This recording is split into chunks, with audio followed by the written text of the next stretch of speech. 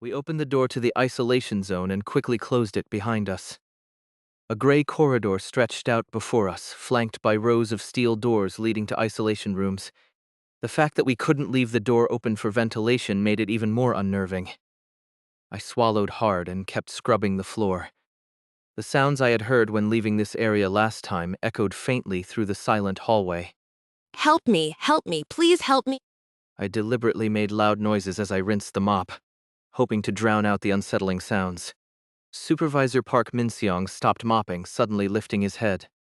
He stared blankly at one of the tightly shut isolation room doors.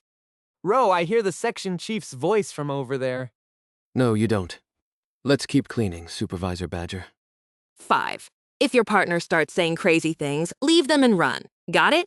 Don't try to help them, or you'll die too. Security team rookies, take this seriously. Is this really the right thing to do? As I mopped the floor, an odd feeling crept over me. This was different from the other darkness explorations I'd been through.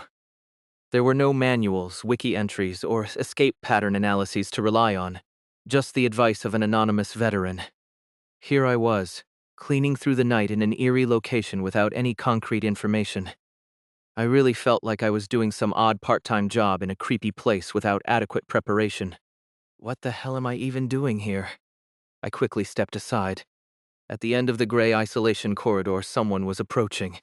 A person wearing a black facility staff uniform.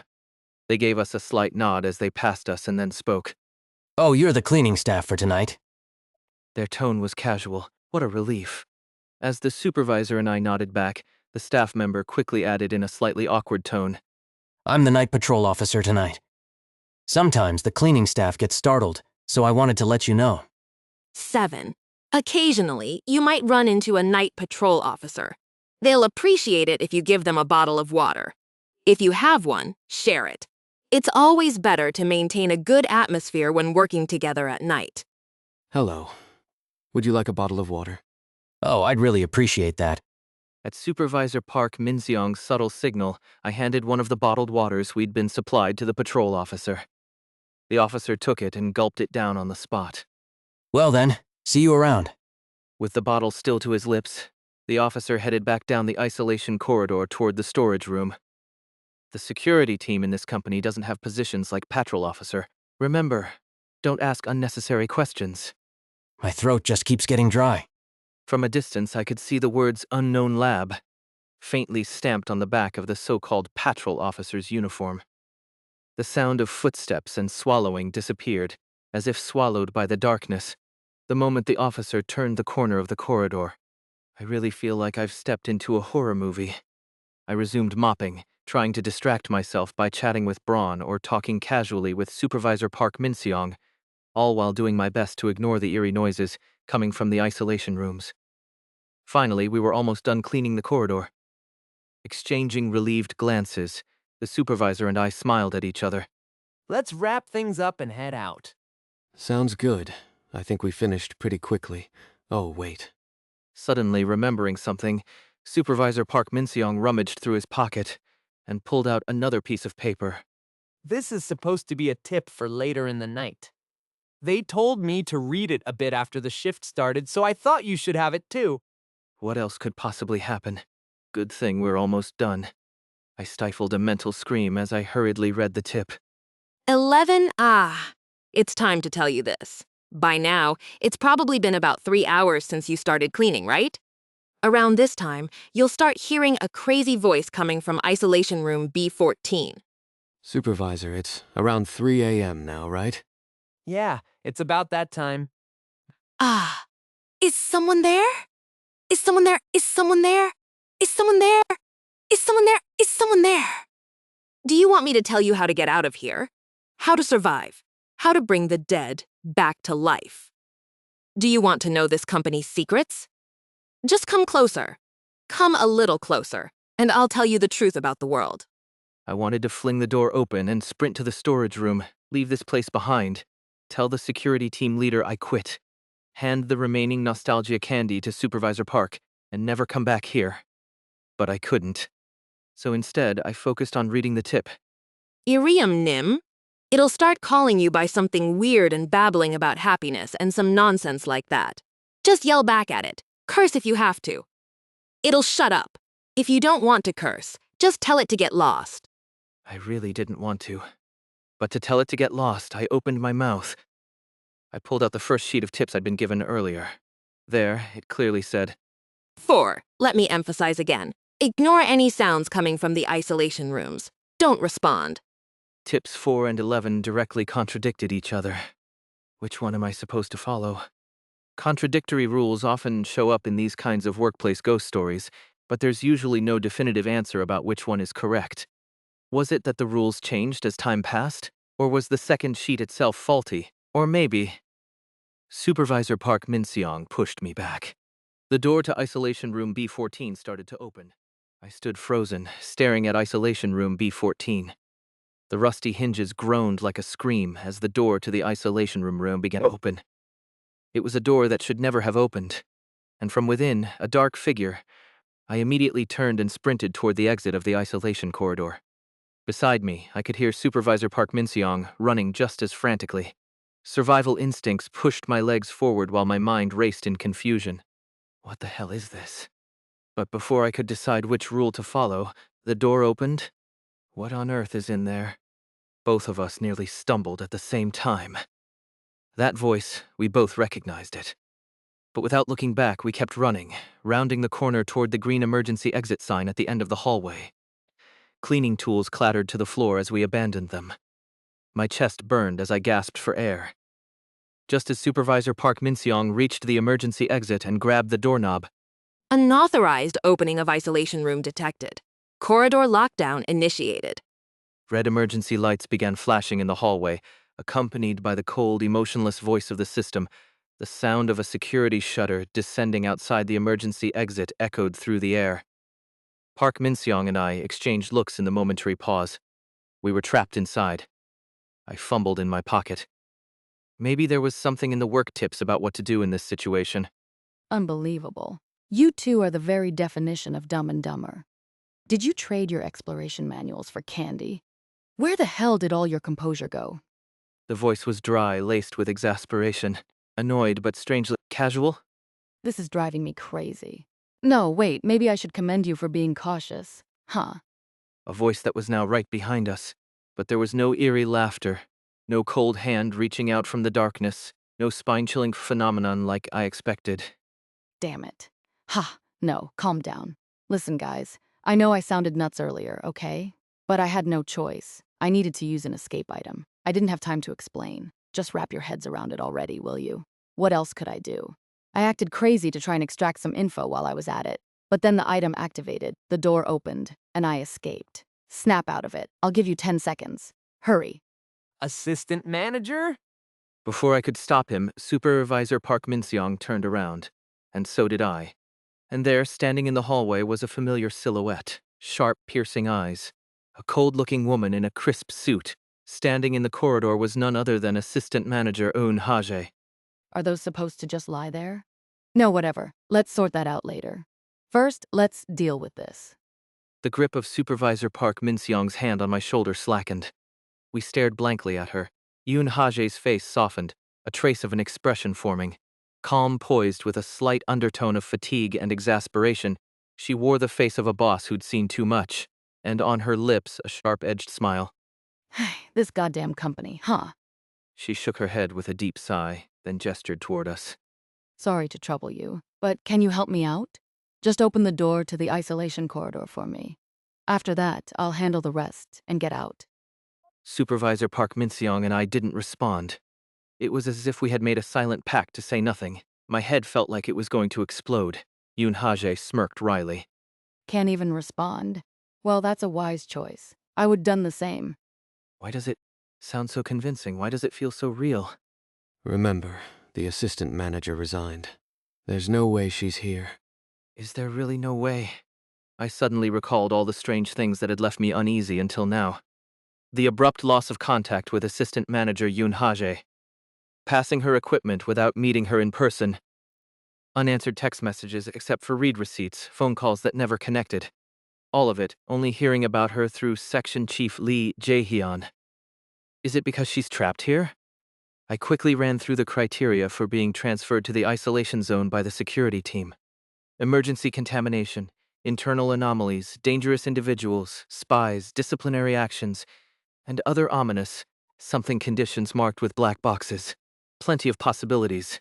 Even Supervisor Park and I had been briefly detained here once. Could Assistant Manager Yoon Ha-jae also fit one of those criteria? Hold on. Just hold on. It's possible, isn't it? I wanted to immediately interrogate this person who looked like Assistant Manager Yoon Ha-jae, confirm the situation, and figure out what had happened. But I couldn't take the risk of relying on a possibility. Let's try another approach first. Braun, the person in front of us, is this really D-Squad's assistant manager we worked with months ago? Oh, what a shame! As much as I'm a legendary host, I'm no investigative expert! My discerning eye is sharp, of course, but alas, even my button eyes have their limitations. Outwardly, they do appear identical, but who can say? There are masters of disguise out there in the world, after all. I pressed further, desperate. Can you at least confirm one thing for me?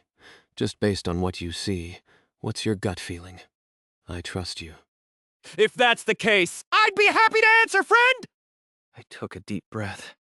Is the person in front of me, in every mental and physical aspect, human? Now that's a question I can answer definitively. Braun's voice turned confident as he declared cheerfully, "This is driving me nuts. It would have been easier if Braun had said the person wasn't human. That would have settled it once and for all. That this wasn't Assistant Manager Ha-jae. But the familiar figure in front of me continued speaking in a voice just as familiar. I'd prefer to take my time convincing you properly. But there's not much time, kiddos. Her complexion seemed a bit pale. The security team will be here soon to assess the situation. If I want to get out of here, I have to leave before they arrive. I'm not asking for much. I'll just hide for a bit. When the door opens, let me slip out. I admitted to myself, I can't figure it out just by looking. That left me with no choice but to take a slight risk.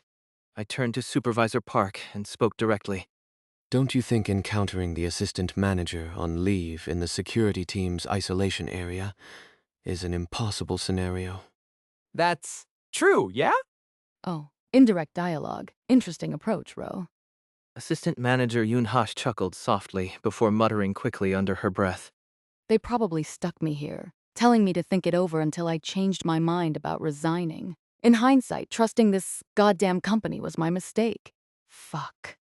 Supervisor, if someone escapes the isolation corridor, wouldn't they be captured almost immediately? I'm not an idiot, you know? I've got an item ready. The problem is time. There's no time. The security team is probably on their way right now. I can't even confirm anything. This is driving me crazy. I remembered what was in my back pocket. Pressing my back against the door, I carefully reached behind me, grabbing the walkie-talkie from my pocket without making it visible. Slowly, I turned up the volume just a notch. Currently in lockdown. The security sergeant has been trying to contact us all this time. I immediately turned the sound off, but it was too late. I just heard a walkie-talkie. Well, whoever has it can use it as they like. But I'm curious. They don't give walkie-talkies to cleaning staff, do they? A chill ran down my spine. Did someone give it to you especially? That's odd. Cleaning staff usually just scan in and read the manual on automated devices. The system is designed so they don't need to meet anyone else. That thing. Are you sure it actually connects to the security team? Ro, who exactly did you meet? Sweat soaked my palms. This was the first time I'd ever been in a situation. I have no idea what to believe anymore. There were no hints, no clear answers. Even if this was really Assistant Manager Yoon Ha-jae, how could she possibly help us? Could she truly hide from the security team? Was that even possible?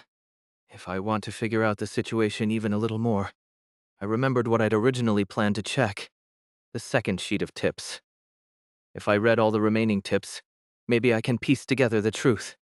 I quickly pulled out the sheet and scanned the next number. 12. If you notice a strange smell or something starts seeping from under a door, run immediately. That's always a warning sign before a door opens. Conversely, if you don't notice anything, it's usually safe. Exceptions to this will be explained in the next section. It's recommended to take a break before reading further. I moved on to the next point without hesitation. 13. Oh? The doors open. Dactine. Reflexively, I crumpled the paper in my hands. My pulse pounded in my fingertips as if the paper itself were alive. Calm down. Stay calm. Let's just think rationally. The security team is on their way, so now's the time to figure out the best course of action. Supervisor Park Min-seong patted my back, but as he did so, I felt him tracing something on my back with his finger. I froze and slowly lifted my head. Yoon Haje, or rather the thing wearing her face, tilted its head toward us. How'd you figure it out? How'd you figure it out? How'd you figure it out? How'd you figure it out? How'd you figure it out? How'd you figure it out? How'd you figure it out? How'd you figure it out? How did you figure it out? Yoon Haje's head dropped to the floor, and then it stood upside down. 2 legs and arms pointed stiffly to the sky as they turned to face us. Do you believe in Iriam Ni? Right then and there. You must be really tired. Why don't you rest for a bit? I'll take over. Supervisor Park Min-seong, holding a mop handle, looked at me with worried eyes. I glanced around. The isolation corridor looked normal, with all the doors firmly shut. I grabbed the mop handle and lowered my head. The whole thing didn't make any sense anyway. The isolation room doors suddenly opening, Yoon Haje turning into some kind of ghost. It was all absurd. I'm sorry. I must have dozed off for a moment.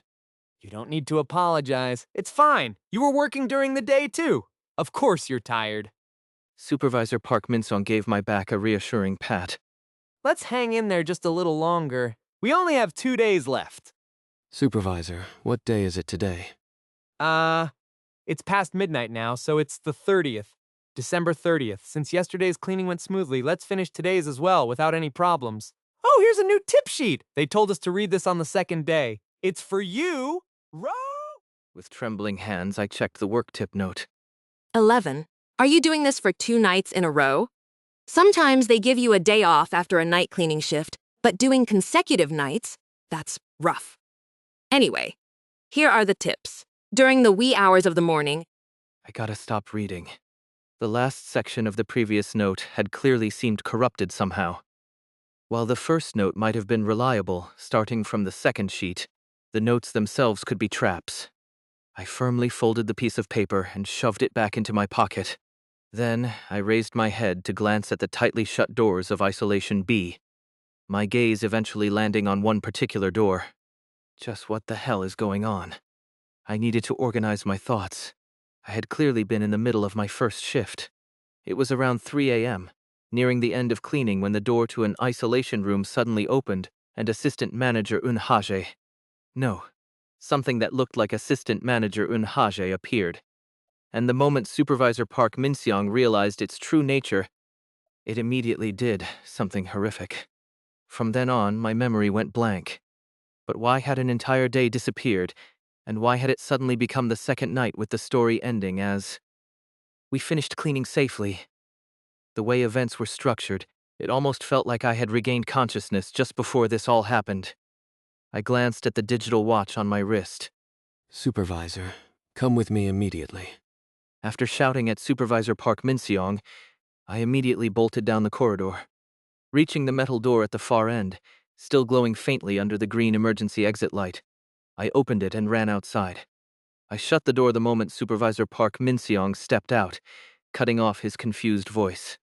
Ro, what are you doing? We haven't even finished cleaning yet. Why are you suddenly— unauthorized opening of isolation room detected. Corridor lockdown initiated.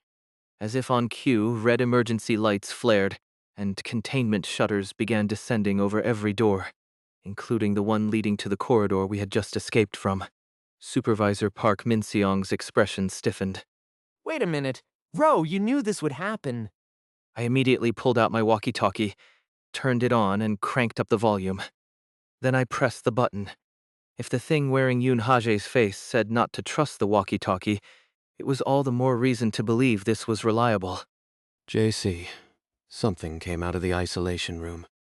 No, we left the isolation corridor just before, but I glanced toward the door leading outside from the storage room. The shutters had also descended there. We're trapped in front of the storage room's entrance. The containment shutters have sealed this door as well. Okay. That means the first level containment has been activated. Don't panic. Just stay put. I'm on my way. By the way, which door opened? Room 12, room 6? I believe it was room 14. An unsettling stillness hung over the walkie-talkie. I felt sweat trickling down my back. Don't speak to anyone. Stay quiet and hide. Move away from Isolation B. There's a hold time on containment shutters. Even if they're unlocked immediately, the system keeps them sealed for a while. 10 minutes. Hold out for 10 minutes until I get there. And don't speak to anyone from now on.